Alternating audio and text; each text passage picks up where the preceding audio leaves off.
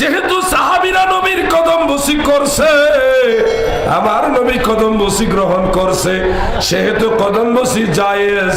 কদম বসি এটাও ঠিক না। আসসালামু আলাইকুম ওয়া রাহমাতুল্লাহি ওয়া বারাকাতুহু।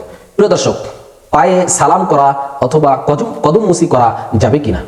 আমাদের সমাজে প্রচলিত একটি ঘটনা, আমরা সচরাচর শ্বশুর শাশুড়ি মা বাবার পায়ে হাত রেখে মাথা নিচু করে আমরা সালাম করি।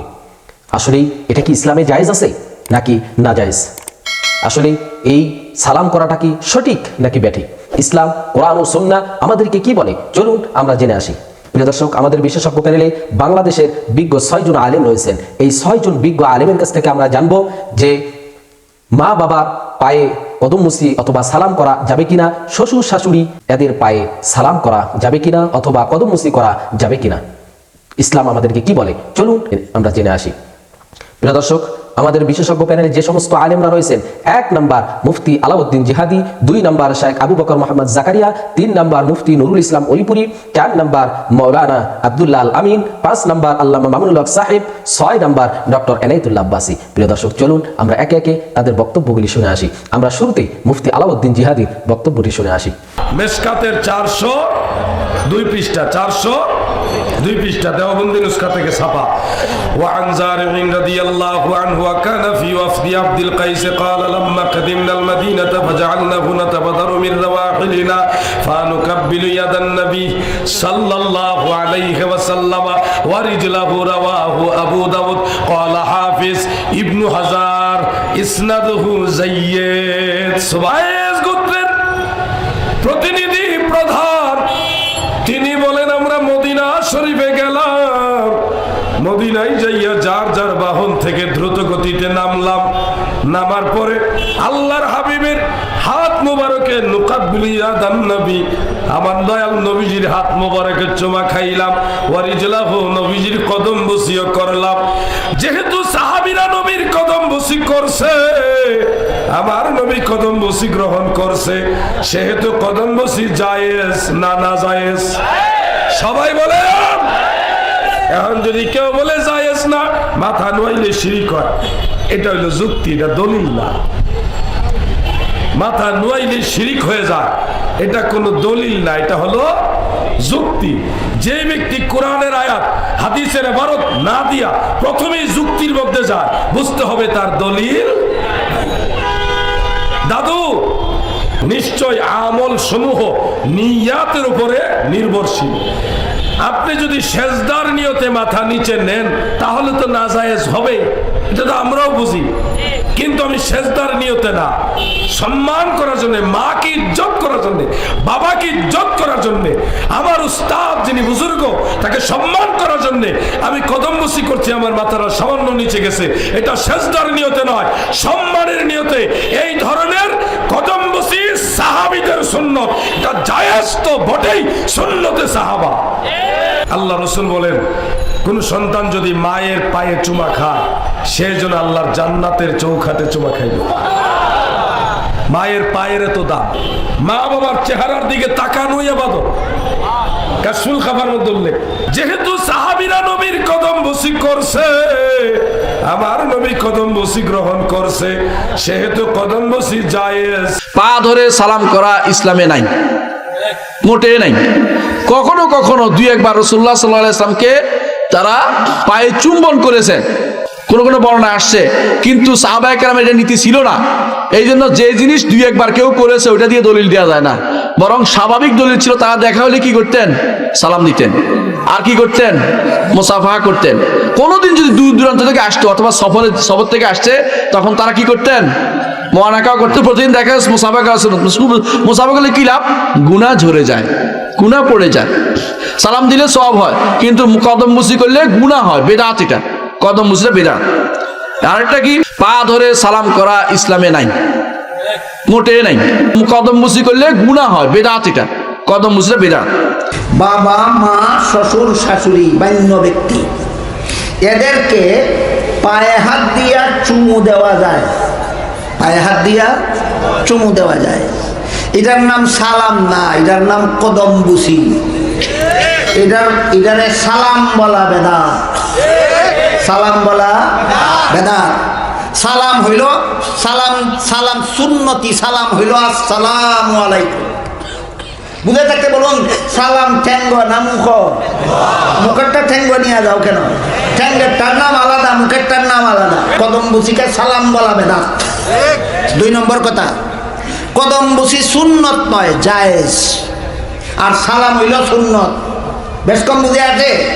সালাম হইল সুন্নত আর কদম বুসি সুন্নত নয়, জায়েজ। 3 নম্বর কথা, কদম বুসি জায়েজ হওয়ার জন্য 1 নম্বর শর্ত হইল মাথা সোজা কইরা করতে হবে। মাথা নোয়াইয়া করলে জায়েজ নয়। কারণ কদম বুসি করা হয় অপমান করার জন্য না মর্যাদা দেওয়ার জন্য? কাউকে মর্যাদা দিতে গিয়া মাথা নত করা হারাম। এই কথা যখন বলা হয় তখন বলে কি কয়, ক্ষেতের মাঝে যে দানের ছাড়া লাগায় মাথা সোজা কইরা দাঁড়ায় না নোয়াইয়া লাগায়। সাফাবাজির শেষ সীমানা আছে, চিন্তা করে। আমি জিজ্ঞেস করি, ক্ষেতের মধ্যে দানের ছাড়া লাগায় মর্যাদা দেওয়ার লাগি না ঠেকার কাম সারার লাগি? ঠেকার কাম সারবার লাগি মাথা নোয়ানি জায়েজ, মর্যাদা দেওয়ার জন্য মাথা নোয়ানি হারাম। আপনারা কারো জুতার ফিতা আসেনি? মাথা সোজা কইরা বান্ধে না নোয়াইয়া? জুতারে মর্যাদা দিবার লাগি। এত বড় গর্ব গর্ব, ঠেকাও বুঝে না মর্যাদাও বুঝে। কিন্তু মাকে কদম বুসি করি মর্যাদা দেওয়ার জন্য, বাবাকে কদম বুসি করি মর্যাদা দেওয়ার জন্য, শ্বশুরকে কদম বুসি করি মর্যাদা দেওয়ার জন্য, ইয়াকে পীর উস্তাদকে কদম বুসি করি মর্যাদা দেওয়ার জন্য। এটার নাম সালাম বলা বেদাত। 2 নম্বর, সালাম হইল সুন্নত, কদম বুসি হইল জায়েজ। 3 নম্বর, কদম বুসি জায়েজ হওয়ার জন্য যত শর্ত আছে এর মধ্যে 1 নম্বর শর্ত হইল মাথা নত করা যাবে না। মর্যাদা দিতে গিয়া কারো সামনে মাথা নত করা হারাম। কাউকে মর্যাদা দেওয়ার জন্য মাথা নত করা হারাম। এই কথা শুরুতেই আলোচনা হয়ে গেছে। স্বামীকে যত সম্মান পারো করো, মাথা নত করা যাবে না। যেহেতু স্বামীকে সম্মান করতে গিয়ে মাথা নত করা যাবে না, এই জন্য বাবাকে, মাকে, শ্বশুরকে, পীরকে, উস্তাদকে কদম বুসি যেহেতু সম্মানের জন্য করা হয়, এই জন্য মাথা নত করা যাবে না। কদম বুচি আছে না? কদম বুচি এটাও ঠিক না। কদম বুচি আপনি যখন করতে যাবেন তখন কদমে 2 পা রাখলে পরে মাথা কি এরকম থাকে না এরকম হয়? একটু নিচু হয়। বলেছেন যে কাজ তোমাকে সন্দেহের মধ্যে ফেলে দেয় সে কাজ তুমি ছেড়ে দাও, দরকার নাই। সালাম আছে না? সালাম আছে না নাই? সালামটাই যথেষ্ট। আপনি কেন কদম বুচি করতে যাবেন? কদম বুচি করতে গেলে অবশ্যই একটা ঝুঁকি, একটা শিরকের সম্ভাবনা আছে না নাই? আসতে বলবেন না, আছে না নাই? অতএব এই সমস্ত কাজে আমরা জড়াবো না। জোরে বলি ইনশাআল্লাহ। এই মস্তক কারো সামনে নয়, একমাত্র কার সামনে? আমার দেশে এমন দরবার আছে যে দরবারের মধ্যে সেজদা আছে না নাই? বলেন, পায়ে সেজদা আমারে আছে না নাই? এই মস্তক কার সামনে? আসতে বলবেন না, কার সামনে? আমার নবীজি বাধা দিয়ে বললেন, শোনো, শিরকের কাজ করা যাবে না, আমার দিকে আসো। বুকের সঙ্গে বুক লাগায় দিলেন, আলিঙ্গন করলেন। আব্বাসের বুঝতে দেরি হলো না। আব্বাস বলে ফেলতেছে, আপনি আল্লাহর পয়গম্বর, আর বুঝতে বাকি নাই, আমাকে তুমি পড়ায় দাও। আশহাদু আল্লা ইলাহা ইল্লাল্লাহু ওয়াহদাহু লা শারীকা লাহু ওয়া আশহাদু আন্না মুহাম্মাদান আবদুহু ওয়া রাসূলুহু। সম্মান প্রদর্শনার্থে হাতে চুম্বন করা অথবা পায়ে হাত দিয়ে হাতের মধ্যে চুম্বন করা, এটাকে আমাদের পরিভাষায় যেটাকে কদম বুসি বলা হয়। তো এইভাবে এই যে কদম বুসি অথবা এই পায়ে হাতে চুম্বন করা, তো হাতে চুম্বন করতে সমস্যা নেই, হাতে চুম্বন করা যেতে পারে। পায়ে চুম্বন করা বা অথবা পায়ে হাত দিয়ে হাতের মধ্যে চুম্বন করা, কদম বুসি করা, কোনো মুরব্বির হোক, বাবা মার হোক, কোনো উস্তাদের হোক, এটা যদি সেখানে রুকু অথবা সিজদার কোনো আকৃতি না হয়, অর্থাৎ যদি সেখানে নিজের মাথা অবনত না হয়, তাহলে এটি জায়েজ হতে পারে। এমন এমন কোনো আকৃতিও যদি না হয় যেটা অন্য কোনো ধর্মের সঙ্গে সাদৃশ্য রাখে। অন্য ধর্মের এমন কিছু ধর্মীয় রীতি আছে যেটার দ্বারা তারা অন্যের সামনে, ধর্মীয় গুরুর সামনে তারা নত হয়ে থাকে। তো সেই ধরনের যদি সাদৃশ্য হয় তাহলে সেটাও নাজায়েজ হওয়ার একটি কারণ হবে। আর যদি রুকু অথবা সিজদার কোনো মাথা অবনত হওয়ার কোনো মানুষের সামনে এরকম আকৃতি যদি হয় তাহলে সেটিও নাজায়েজ হওয়ার কারণ হবে। যদি এই তিনটি থেকে মুক্ত হয়, রুকু অথবা সিজদার আকৃতি না হলো, অর্থাৎ মাথা নত হলো না, ভিন্ন ধর্মীয় কোনো রীতিনীতির সঙ্গে সাদৃশ্য হলো না, তাহলে এটি জায়েজ হতে পারে। কিন্তু এটি যেহেতু এমন একটি বিধান যেটি কোরআন সুন্নাহর মাধ্যমে প্রমাণিত নয়, এটির দ্বারা বিভিন্ন নানাহ শিরক এবং নানাহ কুফুরের দরজা উন্মুক্ত হওয়ার আশঙ্কা রয়েছে, সুতরাং এজন্য এটি না করাই উত্তম।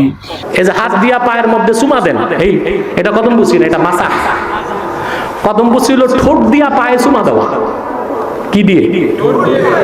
কিন্তু ওই কদম বুঝি বাংলাদেশে আমি সমর্থন করি না। এই দেশের মানুষ গাছ, মাছ, মাজার খালি সাজদাই করে। যদি বলি পায়ে চুমা দেন পিসাবে, তো চুমাই দিবে না, সাজদা করে বসে থাকবে। এই জন্য বলি আপনারা ওই হাতে যেটা করেন ওইটাই করবেন, কিন্তু কদম বুঝি যেটা ঠোঁটে চুমা দেওয়া ওইটা বাংলাদেশে করার দরকার নাই।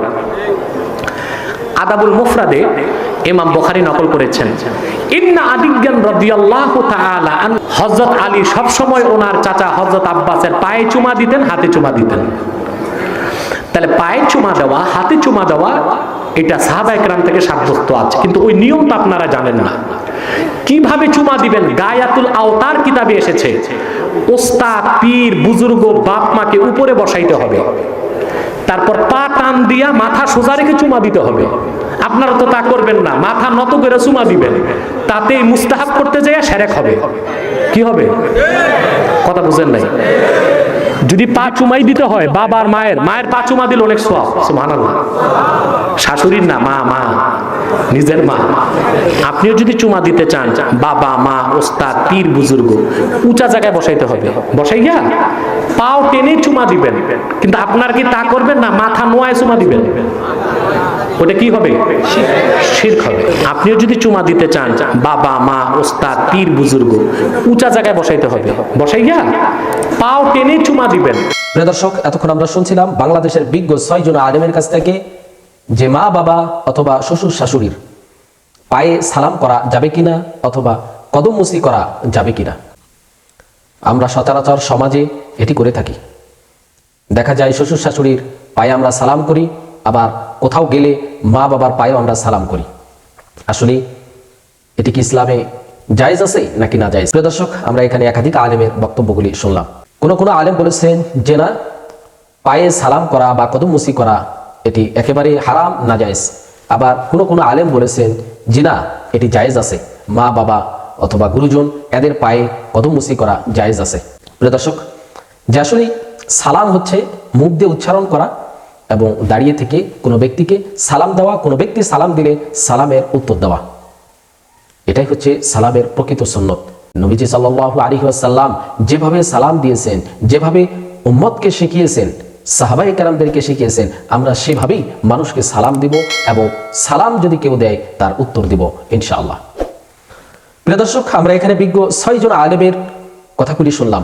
এই 6 জন বিজ্ঞ আলেমের মধ্য থেকে যার কথাগুলি কোরআন ও হাদিসের দলিল ভিত্তিক মনে হবে, আমরা তার কথাটাই, তার মতটাই গ্রহণ করে নেব ইনশাআল্লাহ। প্রিয় দর্শক, সর্বোপরি আল্লাহ তাআলার কাছে দোয়া করব, আল্লাহ তাআলা আমাদের সবাইকে যেন সকল প্রকার ফিতনা থেকে হেফাজত করেন ও আল্লাহ তাআলা আমাদের সবাইকে যেন কোরআন সুন্নাহর পথ অনুসরণ করে আমরা যেন চলতে পারি, আল্লাহ তাআলা আমাদেরকে সে তৌফিক যেন দান করেন। আসসালামু আলাইকুম ওয়া রাহমাতুল্লাহি ওয়া বারাকাতুহু।